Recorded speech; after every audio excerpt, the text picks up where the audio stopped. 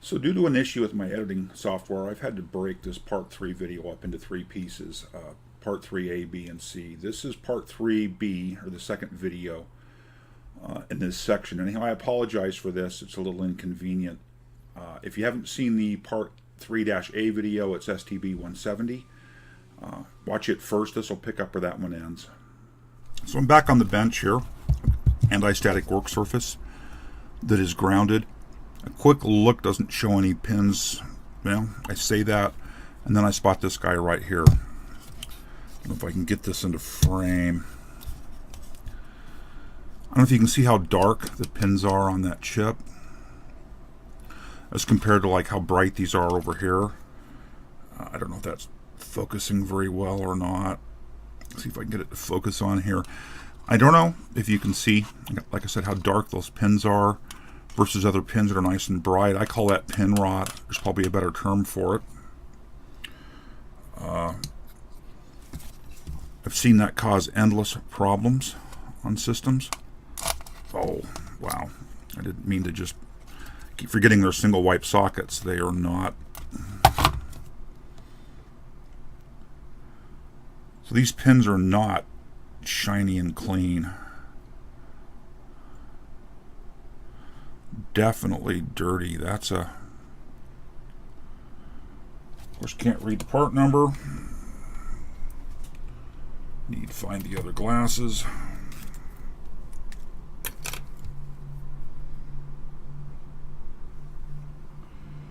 It's a 74 LS 283. I don't know if I have one in the box over here or not.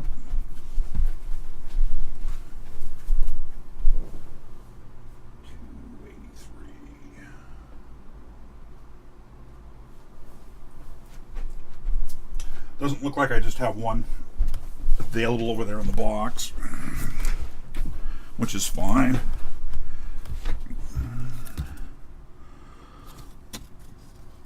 That's certainly a single wipe socket. As you can see, the metal pins are only on the inside. They don't wrap around and come up the other side. So the insides of the pins are what make contact. So I'm just going to take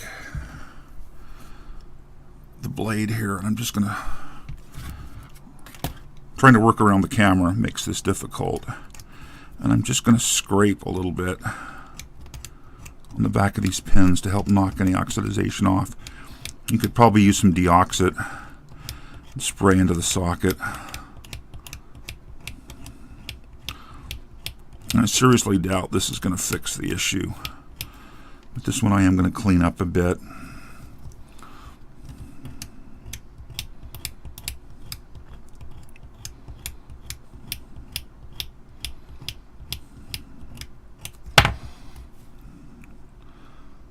Aren't perfect, but they certainly look better.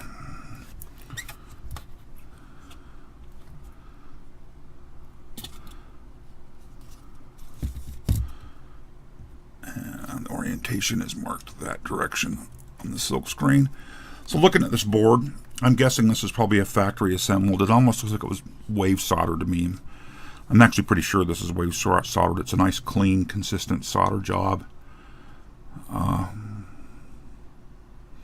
The wires over here, these over here were attached by hand, but the soldering looks nice and clean. I doubt that's going to be enough to fix it. This device here's pins are really dirty. I mean, a lot of these just, the pins are pretty dark and angry looking. Let me find, if I can find it. The problem with leaving tools on the bench is they instantly vanish. I don't see what I'm looking for here, but I'm gonna basically walk through here, pop up devices, reseat them, trying to do this somewhat on camera.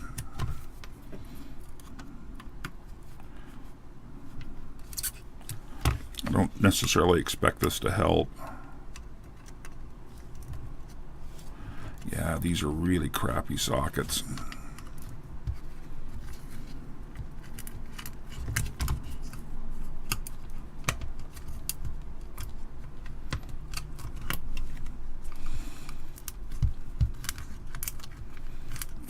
pins look pretty nasty. You have to be kind of careful here because it's possible to bend a pin up under while doing this.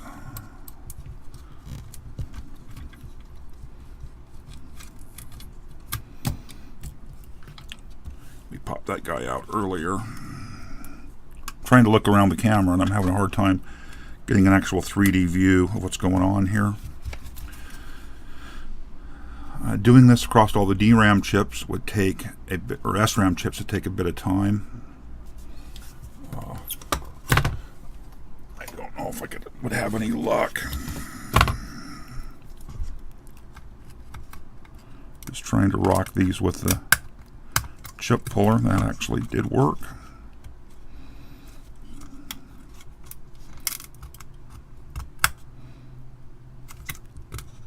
All I'm doing is getting the device loose, a little bit up out of the socket, and then just reseating it back down in. Like I say, I don't really expect this to be a fix.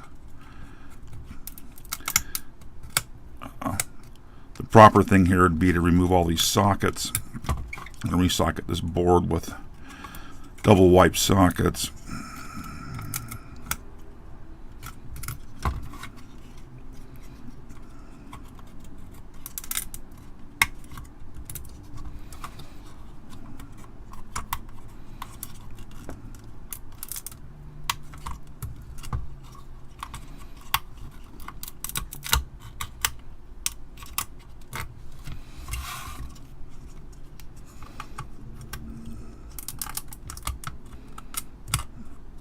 Yeah, I'm not very talkative here. I'm very focused on what I'm doing here.